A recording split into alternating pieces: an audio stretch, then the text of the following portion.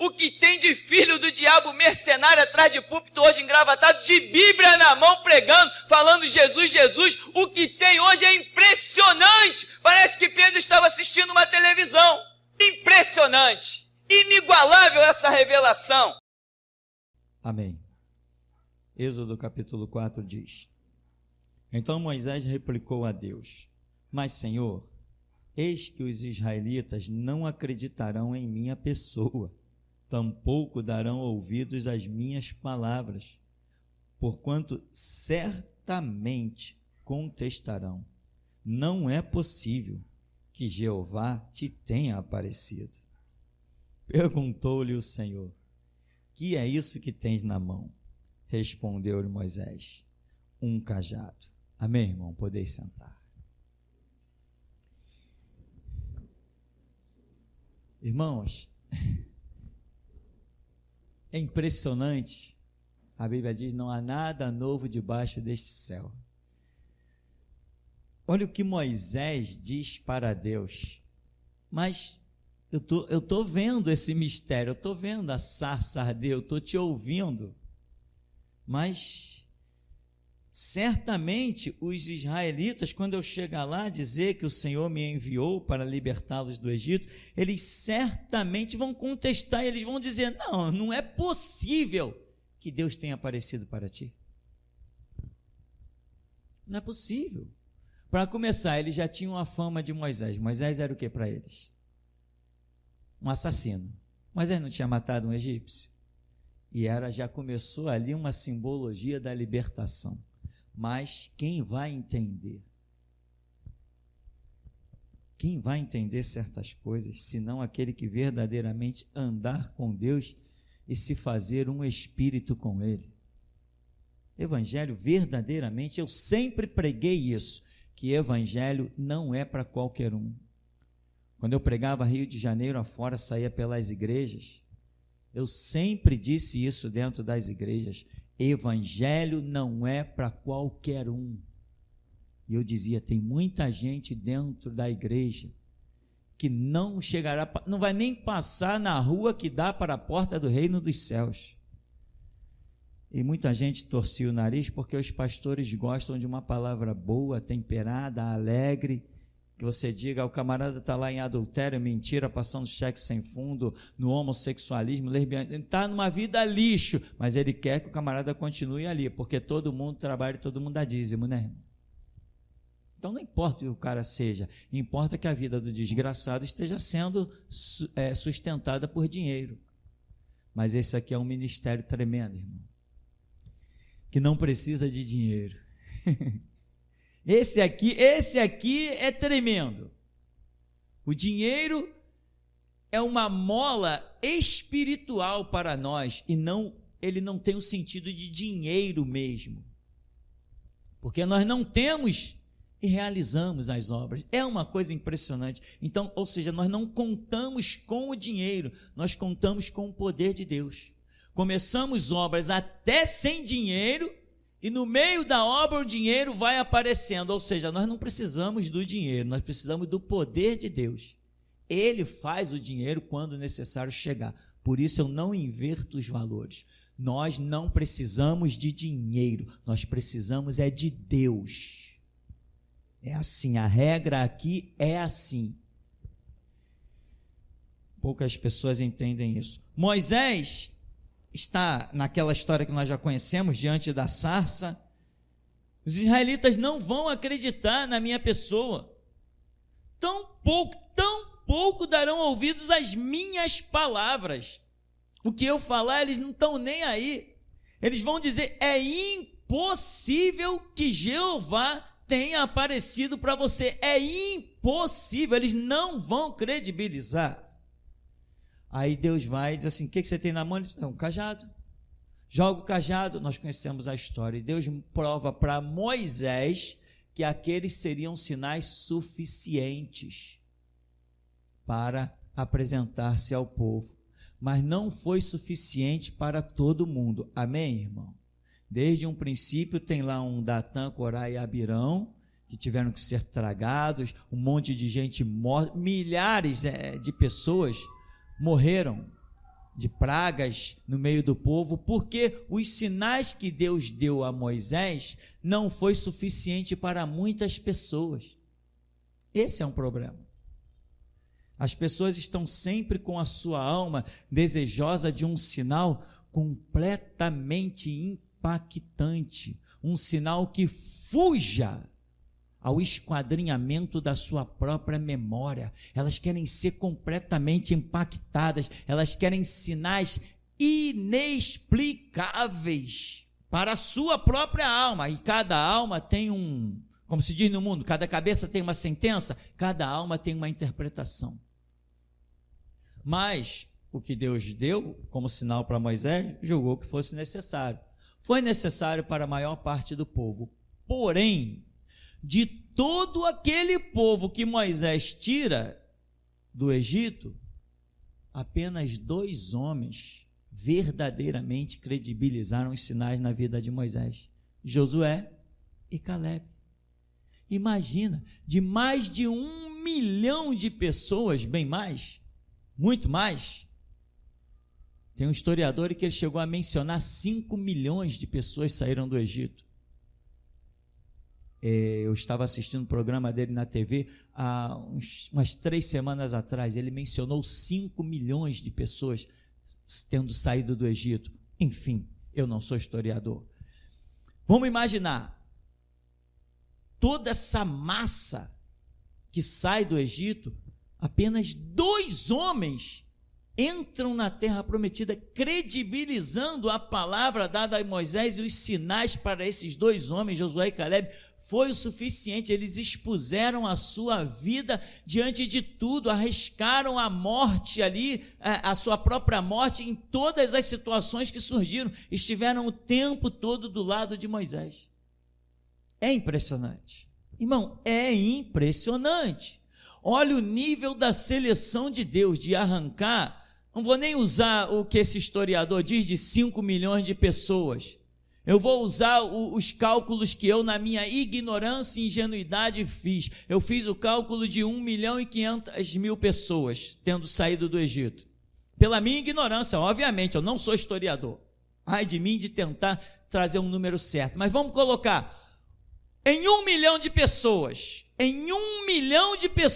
tendo saído do Egito, 2 homens passam na seleção. Qual o percentual? De duas pessoas para 1 milhão. Que percentual nós temos aí? É 0, mais um caminhão de zeros até você colocar um 1 lá no final. E as pessoas acham que a porta do reino dos céus é largona. Eu vou entrar dançando, vou entrar cheio de mochila. Vou não, irmão. A coisa é séria. E a nossa religião, cristianismo, ele é tão sério que ele diz claramente que não é fácil herdar o reino dos céus. Diz que a porta é estreita. Nós não temos só promessas na Escritura, nem do nosso Deus. Não tem só promessa, tem chicote mesmo. Muitas vezes nós somos envergonhados mesmo. O pau canta mesmo, como se diz lá no Nordeste. O chicote desce mesmo, como se diz na era de Lampião. Tem gente pensando que evangelho é flor, evangelho é coroa de espinho. Não tem flor no evangelho, não. Tem deserto, tem estrada, tem que deixar couro, irmão. Isso é evangelho. E eu escrevi lá no grupo do nosso grupo de Zap, lá eu escrevi assim: eu sempre acreditei que evangelho era sangue, suor e lágrima. Por isso eu não me desviei. Por isso eu sou forte.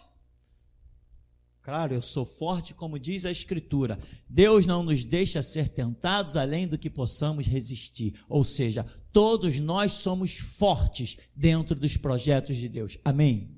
Não tem nenhum fraco aqui. Você só vai ficar fraco quando você sair do projeto de Deus.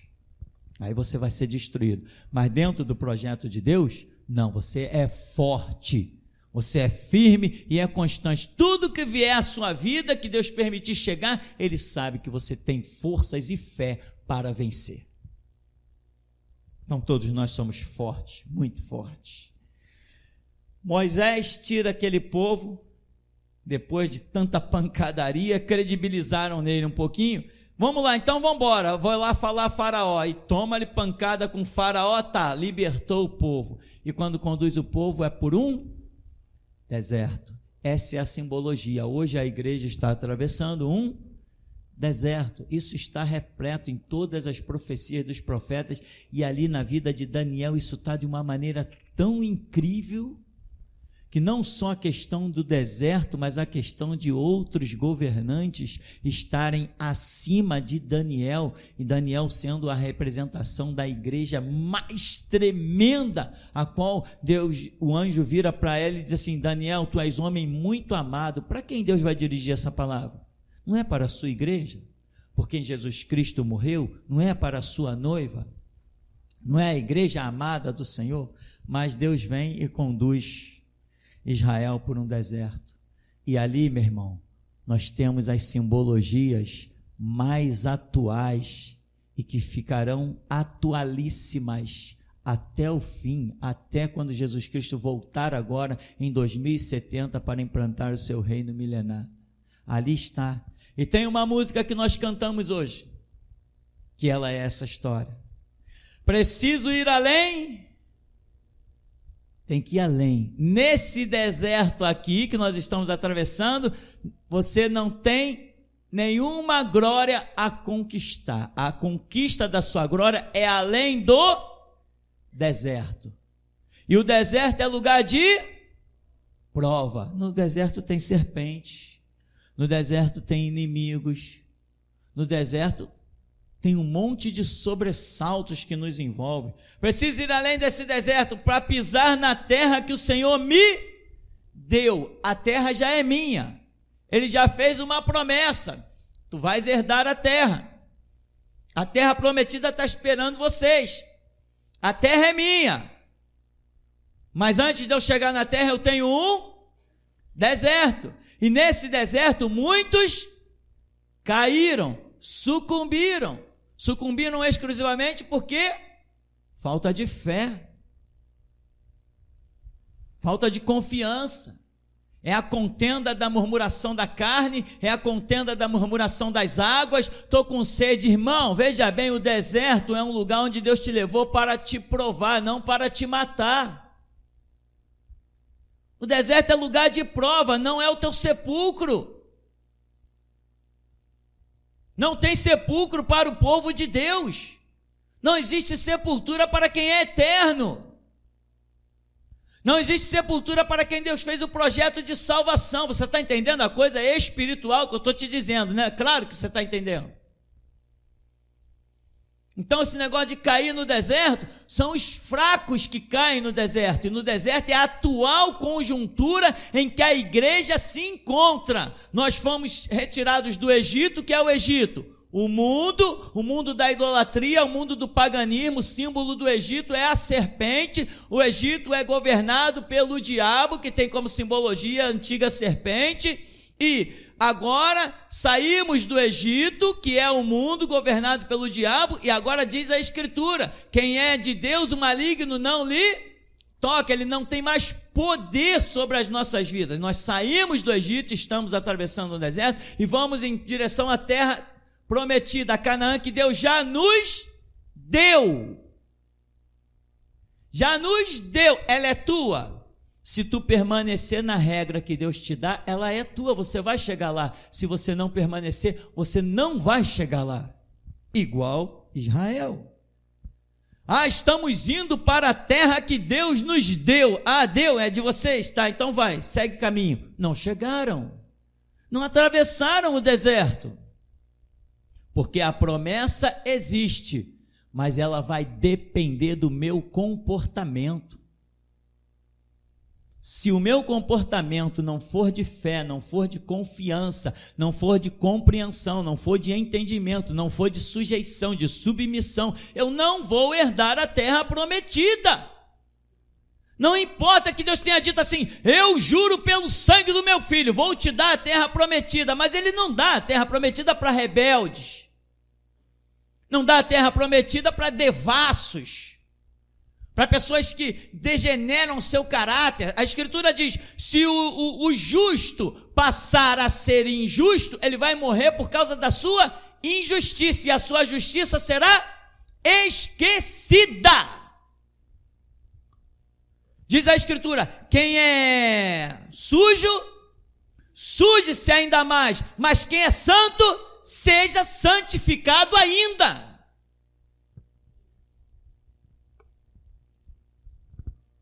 Irmão, há um chamado glorioso, mas não é para qualquer um, é para nós. É para nós. Hoje é domingo, vai nas igrejas e eles estão lá pregando o culto da família. Porque Deus vai te dar, amém, 1000 cairão ao teu lado, tá? Tu é um abençoado do Senhor, dá glória a Deus, e blá, blá, blá, blá, blá, e um monte de ladainha com um palhaço engravatado atrás do púlpito, rotulado de pastor. Todo domingo, quando eu acordo, pego o controle remoto, ligo a televisão que tem no quarto e vejo sempre um palhaço pregando, dando palavras que exaltam o povo. Tu vai ser um vencedor, vai ser vencedor no inferno, que vai ser vencedor. Vencedor não é quem está no paraíso, vencedor é quem tem coragem e força para atravessar deserto. As guerras do Senhor se dão no deserto. Você sabe quando que Israel verdadeiramente começou a vislumbrar a terra prometida? Vou só te adiantar isso, foi depois de atravessar o mar. Então diz a música: exércitos perseguem o meu povo, e à minha frente um grande mar apareceu.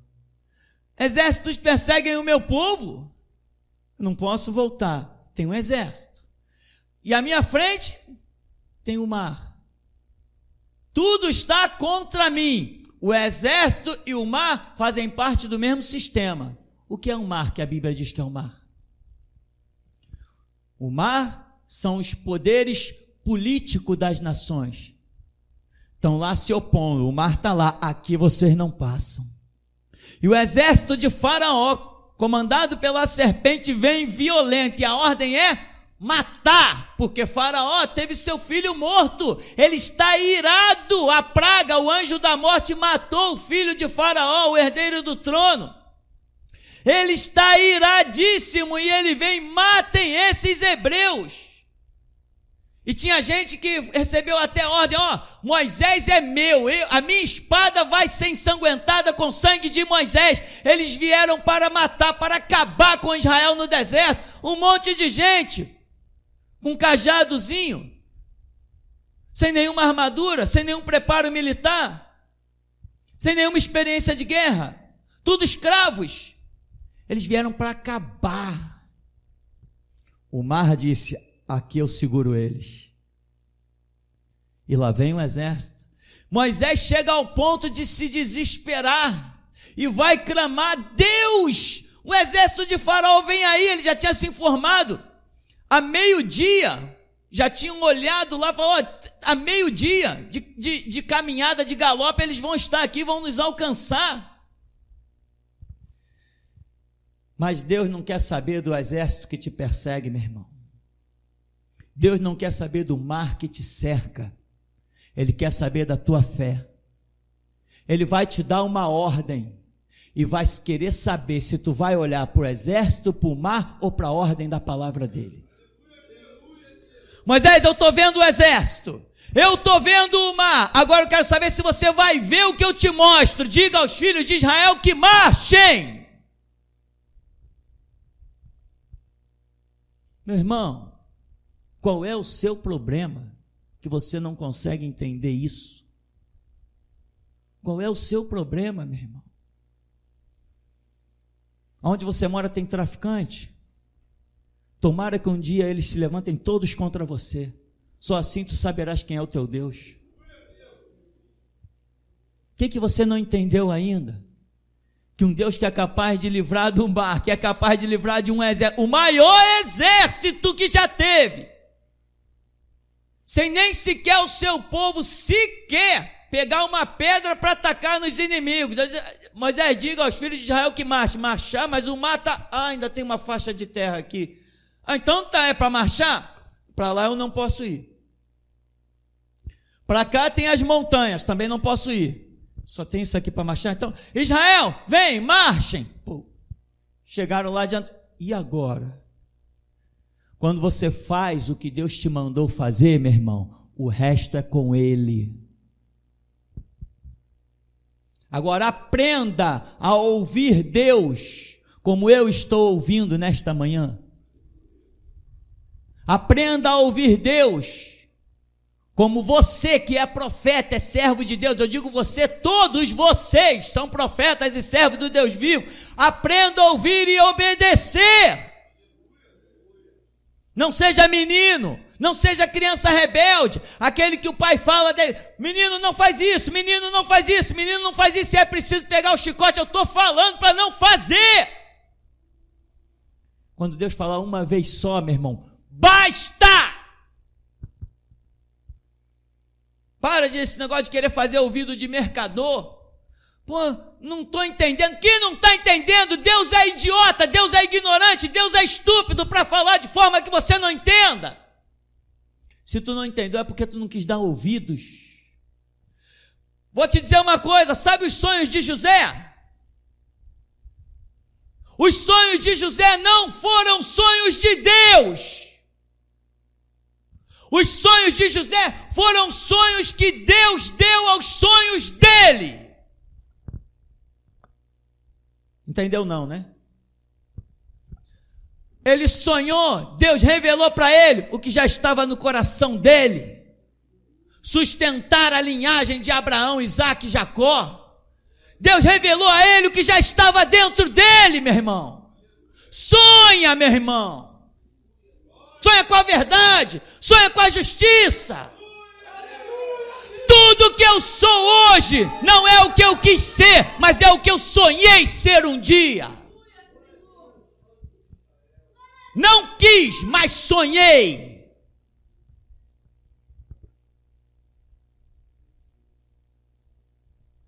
E o povo, aquela história, Moisés, esquece esses murmuradores. Eu estou vendo esse exército, eu estou vendo esse mar. Marcha. Então, meu irmão, quando tudo for contrário, saiba que ainda resta um passo para executar a palavra de Deus. Vai e executa. Tem coisas que você está antecedendo a morte, irmão. Antecedendo a morte, e diz, isso, quando eu perder isso aqui, virá a morte sobre mim. Não, entenda, quando tu perder aquilo no qual você está apoiando, você vai desfrutar do sobrenatural. Lá vai Elias, ó, secou o riacho, vai lá, tem uma viúva lá em Sarepta, vai lá. Eu ordenei que ela te sustente pela casa dela. Elias chega no poço, mulher, dá-me de beber. Tá aqui. Obrigado. Agora, vai lá e prepara um bolo para mim. Meu senhor, não tem nada na minha casa. Eu vim aqui catar uns gravetos, eu tenho só um pouquinho de farinha lá e um pouquinho de azeite. Eu vou preparar um cavaco, um bolinho para mim e para o meu filho. Nessa seca de anos aí, eu vou comer esse bolinho e depois nós vamos morrer. Acabou a vida. É a última coisa que nós temos, é um pouquinho de azeite e um pouquinho de farinha. Eu estou levando esses gravetos para acender o fogareiro, fazer esse bolo, comer e morrer. Mas Elias diz para ela, não, faz isso mesmo que tu falou. Isso que tu pensa que vai comer e morrer, traz para mim, fica sem nada. Porque assim diz Jeová, a farinha da panela não vai cessar e o azeite da budicha não vai acabar até que venha a chuva sobre a terra. Onde está a tua esperança? No que você vai fazer? No que está limitado? No que vai terminar? Ou naquele que é princípio, meio e fim? Aquele que não tem princípio, aquele que não tem fim. Porque você fica olhando para as coisas. A Escritura diz: eleva os meus olhos para os montes e o meu socorro vem do Senhor. Meu irmão, isso aqui não é palavra de incentivo para ninguém, não. Isso aqui não é autoajuda, isso aqui não é para mexer com a tua emoção, não. Você sabe muito bem disso. Isso aqui é para você apostar a vida e morrer por isso. Ninguém aqui te chama nesse ministério para você ser rico, empresário, ou seja lá, o dono de qualquer coisa. Aqui te chamamos para você ser capaz de enxergar o altar de Deus, se degolar a si mesmo, se colocar em cima do altar e oferecer o teu sangue. E é assim que Josué e Caleb entraram na terra prometida, expondo a vida, credibilizando.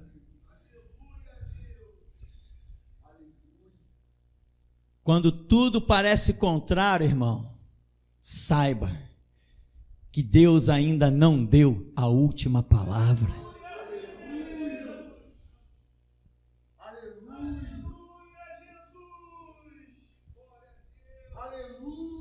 Eu ouço o som de um grande exército.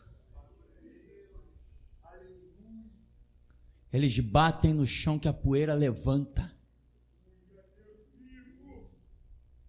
Só dá para ver as suas botas cromadas, esporas como de cavalos. Eles estão a pé, mas tem espora como de cavalos, aquelas que botam assim nas botas, que batem nos cavalos, mas eles estão pisando no chão. Onde está o teu temor? Onde está o teu medo? De quê? De quê? Diz a Escritura: quem és tu, homem mortal, para temer o homem mortal que se transformará em feno? Quem és tu para temer aos homens mortais? Quem és tu? Deus está te criticando. Quem é você para temer aos mortais? À minha frente um grande mar apareceu, olhando ao meu redor não há socorro, na minha angústia elevo o meu olhar e vejo uma nuvem que me aponta para o mar. O que é a nuvem? É o símbolo da presença de Deus.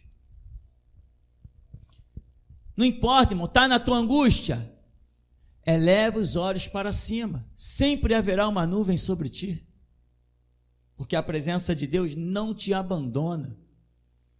O único problema é que você é que deixa de crer que ela está presente. Mas você, se você não duvidar, você verá. E o mar é uma ameaça, mas Deus diz assim: é para lá, vai em direção ao mar. E o que é o mar? O mar são as nações, seu poder político. Ah, Deus, então o Senhor me libertou do Egito para, em meio a este deserto, atravessar o mar. Não adianta você querer fugir do confronto, meu irmão. Dois senhores não vão sentar no mesmo trono. Você vai ter confronto direto. É por isso que temos essa bandeira aqui, que não fui eu que escrevi, foi o próprio Deus que mandou escrever. Bíblia sim, Constituição não. É um confronto direto. Nós vamos ter, e tem mais, o mar está limitado. Se eu ficar aqui, as ondas batem ali e acabou a história. Mas Deus diz: avança contra as águas. E as pessoas estão pensando que evangelho é para qualquer um. Ei, um abraço, tchau. Evangelho é para mim e para você, meu irmão, que entendeu que o nosso sangue precisa ser derramado. Evangelho é para nós, meu irmão, só para nós. Quem não entendeu isso está pensando: eu vou ser salvo. Jesus Cristo vem na terra, leva um monte de pancada, cusparada, coroa de espinhos, chicotada, carrega a cruz, passa por tudo aquilo, e o camarada pensa que ele está na sombra e água fresca, que ele vai ser salvo. Ei, o símbolo da nossa religião é um homem assassinado. E o camarada pensa que ele vai viver na sombra e água fresca e vai herdar o reino dos céus. Esse céu que estão esperando está para baixo e não para cima. O símbolo do cristianismo é um homem assassinado. E Jesus falou que a um servo cabe ser igual ao seu Senhor. Que evangelho estão pregando por aí? O canalha do Silas Malafaia, o canalha de Hernandes, os canalhas da Universal, os padres canalhas e pedófilos. Que evangelho eles estão pregando? Quem quiser ouvir evangelho, meu irmão, vai ter que ouvir da geração Jesus Cristo. Não existe evangelho em outro lugar, não. Evangelho é só aqui, só pela nossa boca. Portanto, entenda que você é o porta-voz de Deus na terra. Eu vejo uma nuvem que me aponta para o mar. O que é o mar? É o sistema. Está aí, ó. Mas o mar está limitado. Deus quer que você vá contra o mar. 1 João 3,8. Porque para isso se manifestou o Filho de Deus.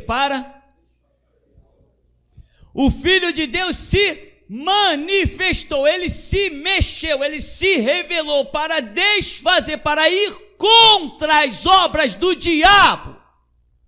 Jesus não foi um cara que ficou quieto num canto. Ele foi para a praça, ele foi para a rua, ele se levantou contra o sistema, ele falou 1 milhão de coisas. Tem um historiador que ele diz a seguinte expressão: Jesus Cristo foi crucificado porque mexeu na posição dos poderosos. Você acha que alguém estava preocupado com um Jesus que está lá falando só de paz e amor? Alguém se preocupou em fazer atentados contra Gandhi? Quem recebe prêmio Nobel da Paz está correndo risco de vida? Será que Jesus hoje na sociedade brasileira ou na sociedade mundial, será que alguém chamaria: ei, Nazareno, vem cá, nós queremos te dar o prêmio Nobel da Paz? Aí Jesus diria assim: por qual palavra? Pelaquela que eu disse lá, fariseus, escribas, hipócritas, raça de víboras, filhos do diabo, que percorre a terra e o mar, faz discípulo, transforma 2 vezes mais pior do que vocês, filhos do diabo. É por isso que vocês querem me dar o prêmio Nobel da Paz? Teu Jesus jamais receberia um prêmio Nobel da Paz. Teu Jesus jamais receberia uma medalha de honra ao mérito do Congresso Nacional, iguais os pastores canalhas e hipócritas das Assembleias de Deus, que está com o peito todo furado dessas medalhas de lata vagabunda.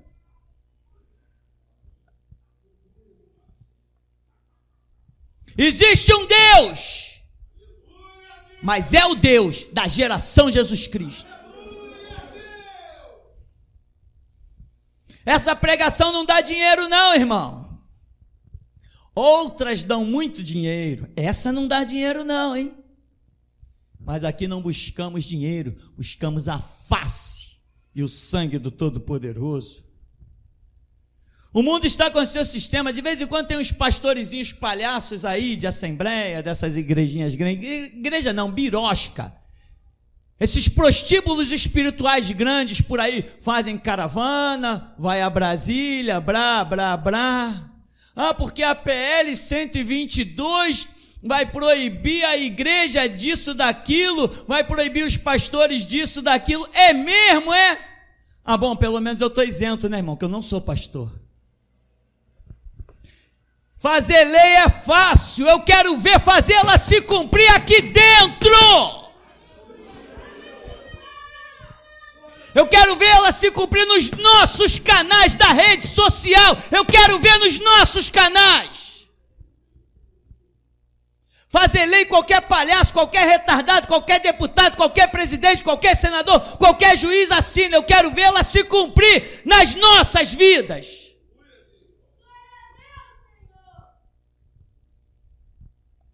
O alvo é o mar. Avança sobre as águas. E o mar? Eles vão recuar. O mar vai se abrir. Só que quando você para diante de uma praia, diante de um mar, você dificilmente acredita que aquelas águas vão recuar. Mas hoje você vai acreditar. Porque se você não acreditar, você não vai poder ser o primeiro da fila. Você vai ficar lá atrás, para quando alguém com fé avançar, o mar abrir, você virar atrás. Mas eu quero que você vá na frente. Não é ficar vendo a obra, vendo acontecer para depois seguir, não, é tomar a frente, ter a tua própria fé e não andar na carona da fé de ninguém.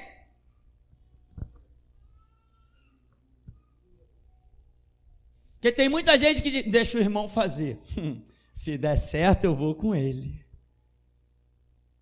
Não, meu irmão, não, deixa o irmão fazer, não, faça você que todos vão contigo. Veja uma nuvem que aponta para o mar, por essas águas tenho que passar. Avança sobre as águas e o mar se abrirá. Enquanto eu não pisar na minha Canaã, eu não desistirei de guerrear. Porque eu estou indo contra as águas, é o sistema político do mundo. Eu estou indo contra as águas e eu preciso vencê-los. Enquanto eu não vencer, enquanto eu não pisar na minha Canaã, mas o mar está na frente, entre o mar e a minha salvação e a minha Canaã, entre eu e a minha Canaã, tem um mar e eu preciso atravessá-lo. Não adianta tu querer fugir do sistema, não adianta tu querer escapar do confronto, porque para chegar na Canaã, vai ter que atravessar o mar. Pode dar glória a Deus. Pode dar glória a Deus. Porque Moisés está presente. Pode dar glória a Deus, porque Moisés está presente. Nós vamos abrir o mar.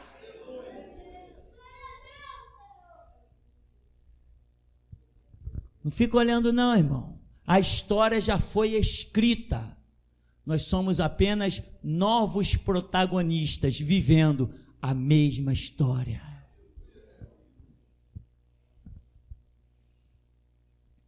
Enquanto eu não pisar na minha Canaã, eu não desistirei de avançar. Não para, irmão. Não retrocede. Por que você vai, se você para, acabou, você vai viver aquilo que você está vendo a vida toda. Se você retrocede, você vai viver no caminho que você já viveu, aquilo que você já viu. Você quer novidade na tua vida? Arrisca o que vem pela frente, arrisca o futuro. Então eu não desistirei de avançar. Isso é o que eu decidi na minha vida, irmão. Eu não desistirei de avançar. Eu quase não oro. Você conhece a história da minha vida, porque eu digo isso. Eu quase não oro. Mas quando eu oro, eu digo, Deus, me dá a palavra certa para que eu esteja sempre avançando, indo adiante, pisando o sistema, não me curvando a ele, nem em sonhos, nem por engano. Porque a nossa vida depende do que nós compreendemos. Jesus perguntou, na vossa lei está escrito isso, isso e isso, como vocês interpretam? Jesus não disse apenas, está escrito na vossa lei isso e isso, não, mas como vocês interpretam? O que é evangelho para você? Cujo símbolo do evangelho é um homem assassinado, dilacerado, destruído, como conta Isaías 53. Não desistirei de avançar. Avança sobre as águas e o mar se abrirá. Se com a minha fé tocar nas águas, na terra prometida eu vou chegar. Não tem fuzil na tua mão, não tem baioneta, não tem canhão, meu irmão. Nada disso natural. Temos tudo isso e muito mais espiritual. Esta é a vitória que vence o mundo, a nossa palavra perfeita. A vitória que vence o mundo é a nossa fé. E nós já vimos que mundo são as águas. A água representa o sistema, está lá em Apocalipse claramente, está em toda a Bíblia. Só que alguns não enxergam. Por quê? Quando a gente diz, irmão, vai estudar, não quer estudar. Se não quer estudar, também não vai compreender. Ninguém aprende sem estudar. Se com a minha fé tocar nas águas, na terra prometida, vou chegar. Mas só que essa música é interessante, essa revelação. Quando ela diz assim, se. Isso aí muda tudo. Dizem os estudiosos do idioma que não está escrito o Senhor é o meu pastor e nada me faltará. Está escrito, se o Senhor for o meu pastor, nada me faltará. Ora, perfeito. Se ele for o meu pastor, nada me faltará. Ele vai me guiar aos pastos verdejantes e às águas tranquilas. Mas se ele for, porque muita gente pensa que Jesus é dono da sua vida. Escreve no carro, Deus, né? Não sei o que, Jesus. Eles estão pensando que uma combinação de letras, J-E-S-U-S, representa o nosso Deus. Faça-me o favor. O Deus verdadeiro não se representa por idiomas. O verdadeiro Deus não se representa por caligrafia, por combinação de letras. O Deus verdadeiro está acima de tudo isso. Diz a Bíblia, diz a Escritura, diz a teologia que ele é o quê? Transcendental. E as pessoas estão limitando Deus. Não, vou escrever aqui no meu carro, Deus, para eu ficar protegido. Até o diabo se chama Deus deste século.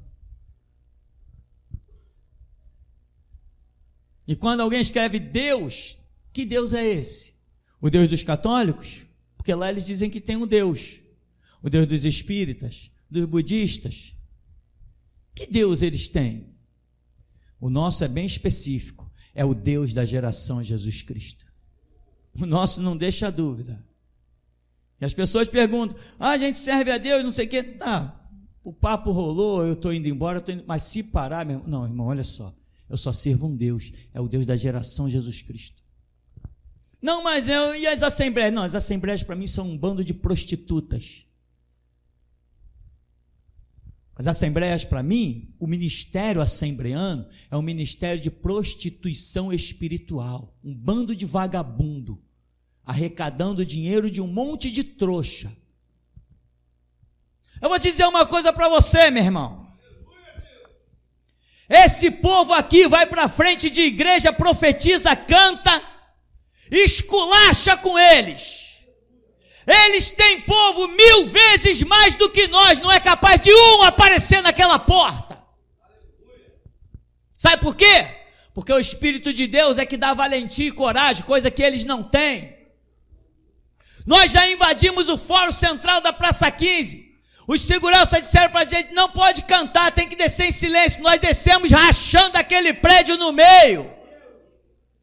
Paramos na porta, pregamos, fizemos o que tem que fazer e fomos em qualquer lugar. Eu gravei o vídeo, desacato, conversa afiada, na porta de uma delegacia, ninguém me disse nada.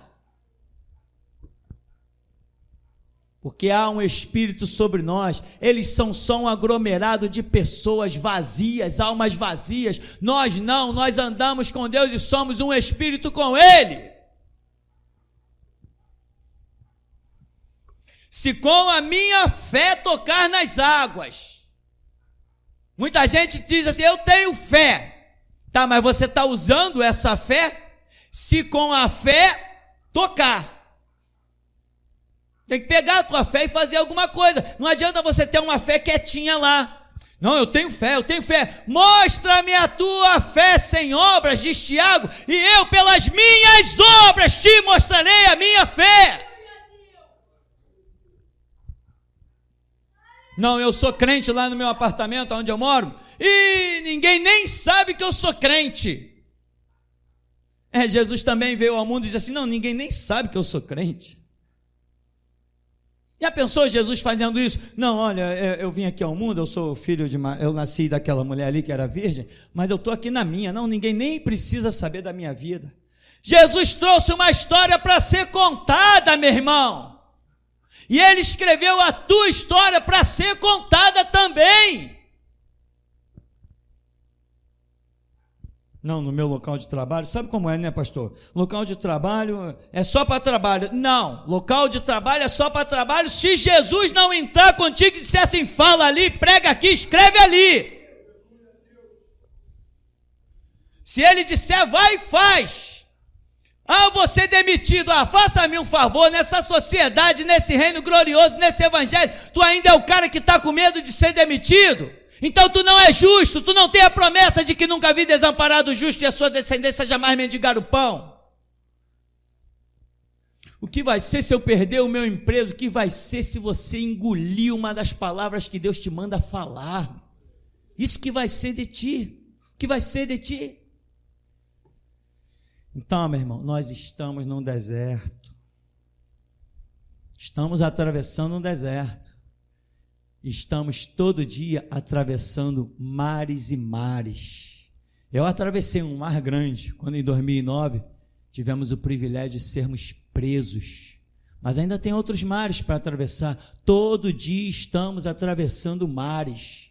E cada um que se apresentar diante de nós, nós não vamos esperar que as ondas rujam e voltem. Rujam e voltem. Não, nós vamos à frente. Nós vamos passar pelos mares.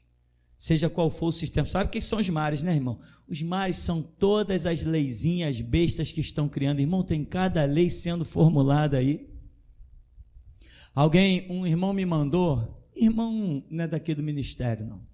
Uma pessoa que entrou em contato, eu deixei lá, enfim, mandou o seguinte para mim: pastor, olha só a lei que estão criando lá no Congresso, vai dar prisão, vai dar isso, vai dar aquilo. Eu falei assim: irmão, por favor, não me manda mais nenhuma lei dessa Babilônia chamada Brasil, não me manda mais nada disso, porque não me interessa a lei que os homens fazem, eu já tenho a minha lei. Ora, tem uma lei lá, que se o casal de homossexual entrar dentro da igreja e começar a se agarrar, que ninguém pode dizer nada, porque dá de 3 a 5 anos de prisão. Tá bem, manda eles virem se beijar aqui dentro. Manda eles virem se beijar aqui dentro, que eu quero ver. Ah, já entraram lá na do Silas, lá do Marco Feliciano, e eles ficaram quietinhos. Tá bom, manda entrar aqui e se beijar. Manda entrar aqui um casal de gays se beijar, pô. Vamos ver se eu apenas prego ou se eu vivo. Vamos ver. E olha, talvez eu nem encoste a mão, né? Basta dizer: guerreiros. Então, meu irmão, nós já temos uma lei, nós estamos num deserto, nós estamos na guerra e os mares vão se apresentar o tempo todo. Muitas águas serão amargas, mas nós as transformaremos em doce, usaremos elas a nosso favor quando seria contra, e por aí vai a história. Mas se com a tua fé, você tem fé mesmo? Guarde então o desafio de Tiago: mostra-me a tua fé sem obras, e eu, pelas minhas obras, te mostrarei a minha fé. Lembra da última mensagem, uma profecia que teve? Do boi, da águia? Para você ser espiritual, tem que demonstrar o seu trabalho. Amém, irmão? Ebenezer, até aqui nos tem ajudado, Senhor. Meu irmão, pode sentar um instante. Irmão André.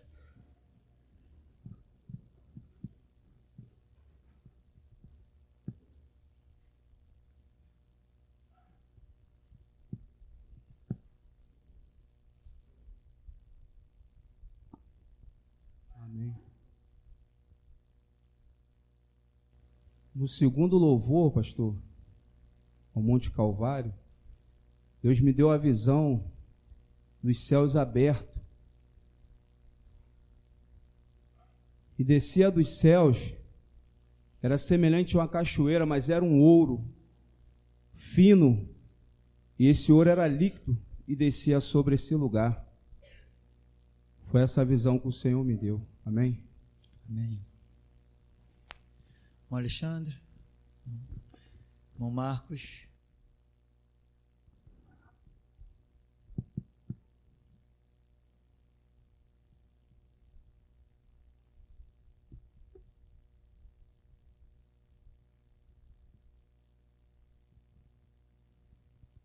Amém. Mestre, No começo do louvor, logo no início do louvor, eu tive uma visão de um anjo e ele trazia um aparelho na mão, um aparelho comprido de medir. O nome desse aparelho é aferidor. Aferidor. E ele media a intenção do louvor, com aquele aparelho, ele media a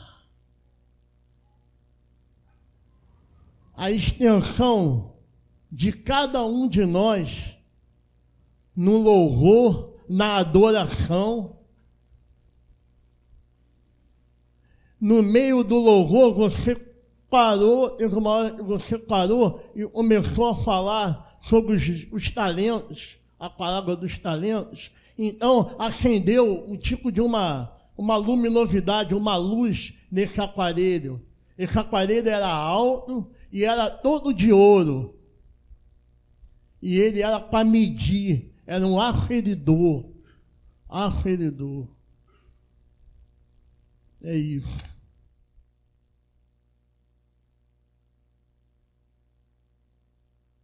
Josi, estende a sua mão.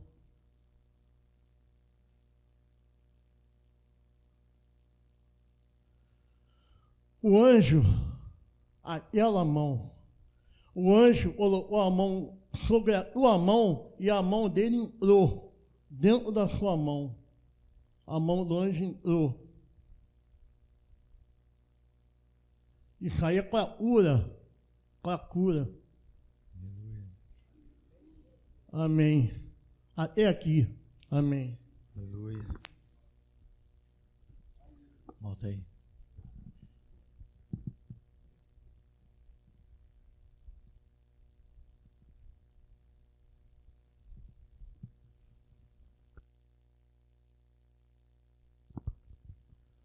Amém, irmãos? A paz, irmãos. Denilson, teu nome, né? Deus me mostrava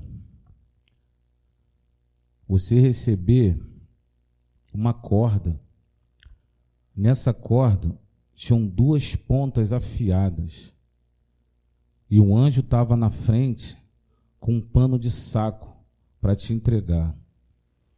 Essa corda com as 2 pontas afiadas, que era a lâmina, é o mesmo instrumento que os hinduístas usam para se autoflagelar, irmão.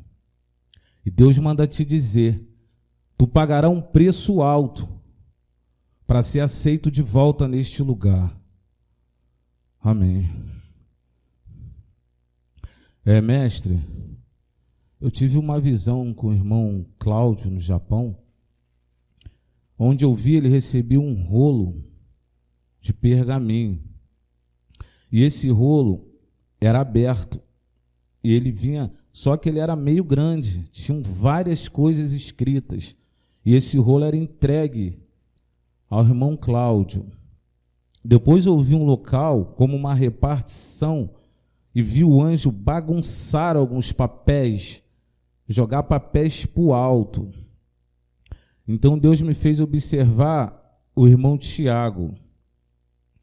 Eu via a cabeça do irmão Tiago toda em ouro.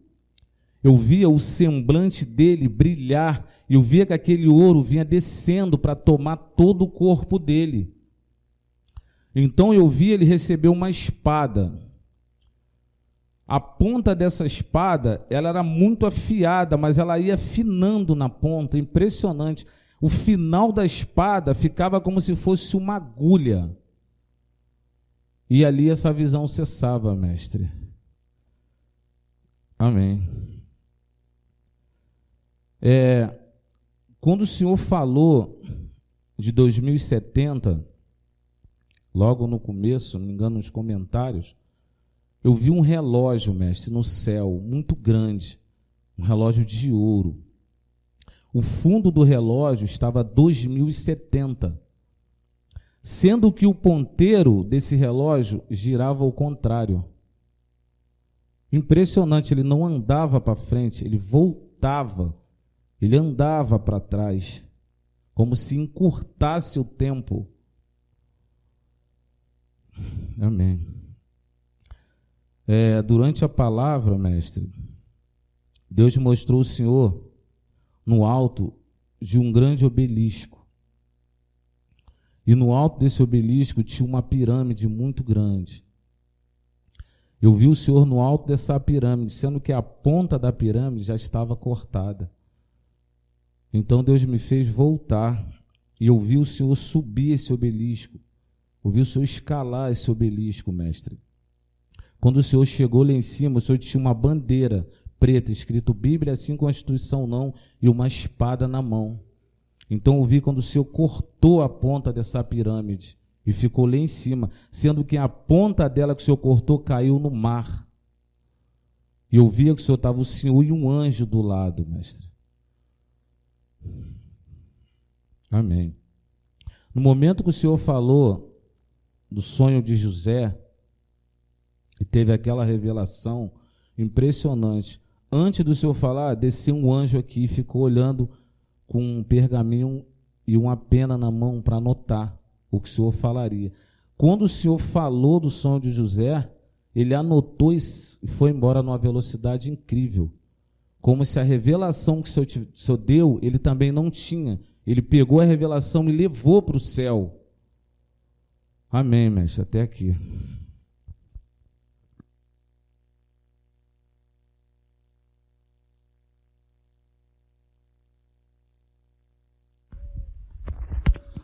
Assim que começou o culto, eu vi uma grande espada que tomava o chão da terra.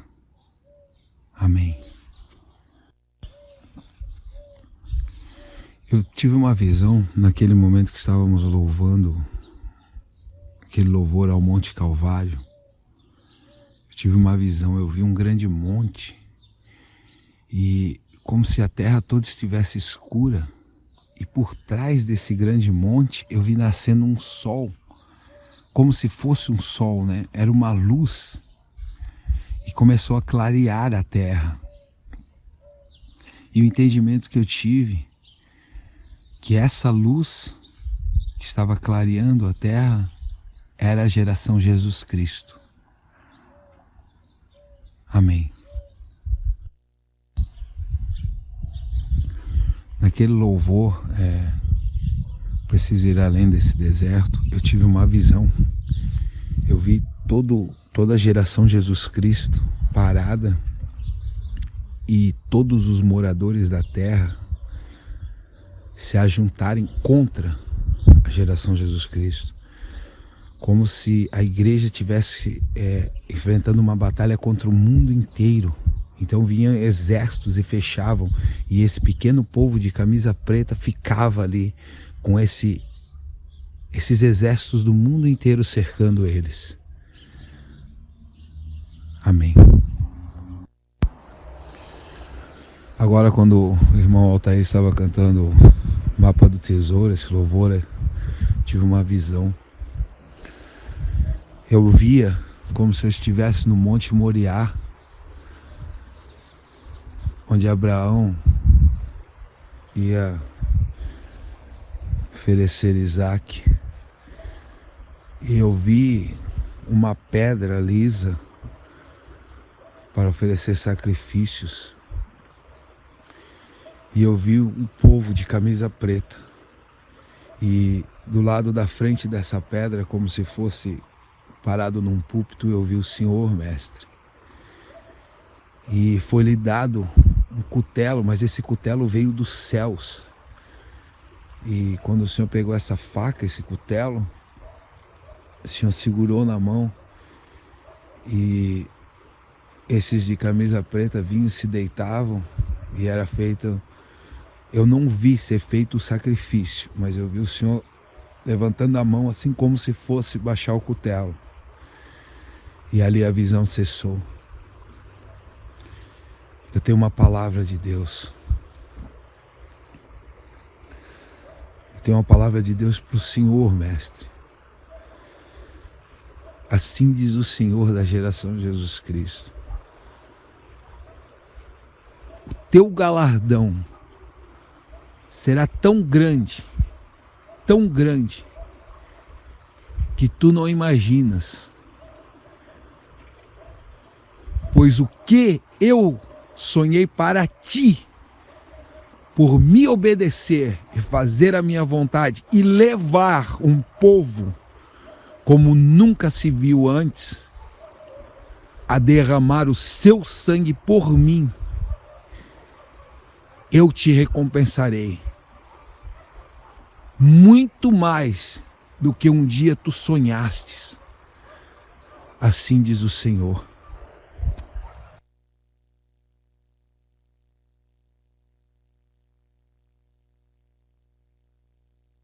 Bem, algo mais?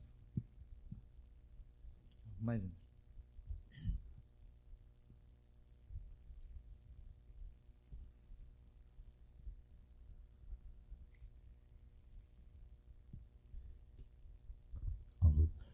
Mestre, antes de começar o culto, eu via 4 dragões vindo em direção ao ministério, mestre. E quando eles chegaram na direção dessas janelas, eu vi uma espada vindo do alto, sem um auxílio de mão, cortou esses 4 dragões, sendo que não cortou a cabeça, abriu eles na parte de cima, no meio, e a parte deles ficavam abertas, e dava para ver tudo o que tinha dentro deles. E ali essa visão cessava. Amém. Amém.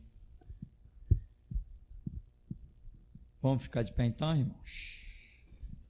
Grandes coisas tem feito o Senhor por nós.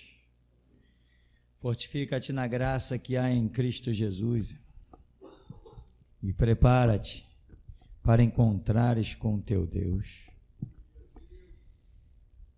Bendito Deus, glorioso Pai, Santo, dá-nos o entendimento do teu sacrifício por nós. Dá-nos a força que precisamos para te cultuar e adorar segundo o que nós desejamos. E sabemos que grandioso é o Senhor. Capacita-nos a todas as coisas, pois está escrito: sem ti, Senhor, nada podemos fazer. Ajuda-nos, pois nós queremos fazer. Tu que operas tanto no querer quanto no efetuar, olha para nós, Senhor. Pois tu tens um povo sobre a terra ainda, Senhor, e esse povo se chama Geração Jesus Cristo. Olha para nós, pois não entramos aqui pensando no ouro ou na prata. Não entramos aqui, ó Deus, senão para ouvir o som desconhecido para muitos da tua gloriosa voz. Entramos aqui, Senhor, porque tínhamos a certeza que o Senhor estaria conosco. Só entramos neste lugar aqui, só tem essa reunião, porque nós temos a certeza, Deus, que o homem de branco passeia no meio de candeeiros de ouro. Se um dia nos faltar essa certeza, Senhor, os portões desta igreja não se abrirão. Mas enquanto nós temos crido e temos visto, Senhor, capacita-nos a irmos além, Senhor, ao nível mais profundo, Deus, de intimidade contigo, ó Senhor. Não nos dá espada nas mãos, Senhor, mas nos dá na boca, nos dá nos olhos, Deus. Capacita-nos a sermos aquilo que tu desejas que sejamos, ó Deus. Pois não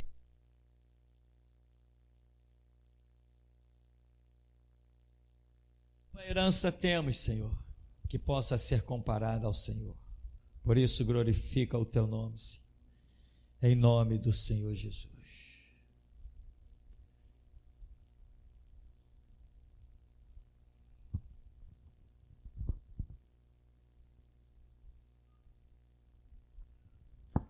Amém.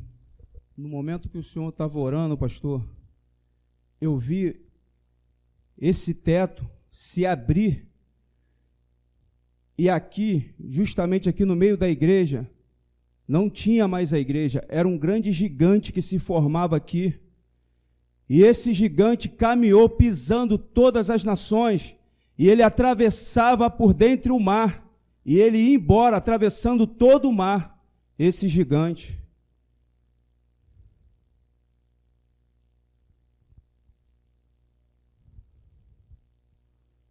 Marcos, a tua cadeira subiu, e ela virou, e você caía dessa cadeira.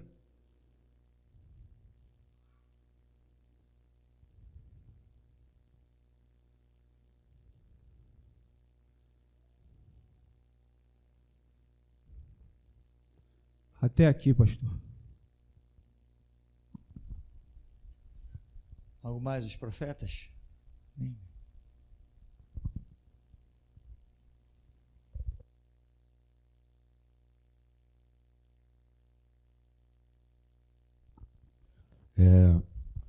Eu via, mestre, o mesmo anjo que eu vi aqui outro dia, que ele procurava o Elias, filho do Rafael, e ele chegou até o Elias e entregou um caderninho de notas para ele, mestre. Amém.